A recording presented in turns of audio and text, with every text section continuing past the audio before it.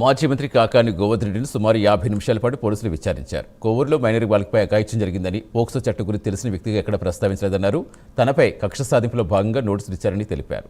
తన హోదా పోక్సో అంటే ఏంటని పోలీసులు అడిగినట్టుగా కాకాని చెప్పారు. కేసుకు సంబంధం లేని ప్రశ్నలు అడిగారని తెలిపారు.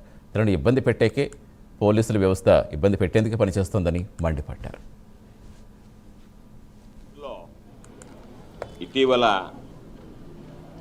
గుమ్మళ్ళ దెబ్బ కాలనీలో ఒక మైనర్ బాలిక మీద అఘాయిత్యం జరిగింది.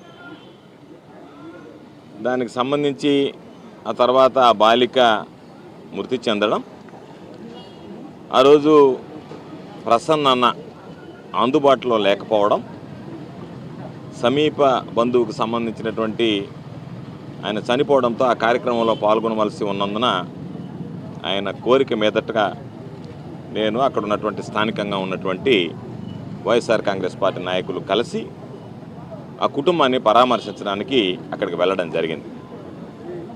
మేము వెళుతున్నటువంటి నేపథ్యంలో కొంతమంది తెలుగుదేశం పార్టీకి సంబంధించినటువంటి వాళ్ళు మమ్మల్ని అడ్డుకోవాలనేటువంటి ప్రయత్నం చేయడం, వేటిని మేము లెక్క చేయకుండా నేరుగా బాధిత కుటుంబాన్ని పరామర్శించి రావడం జరిగింది.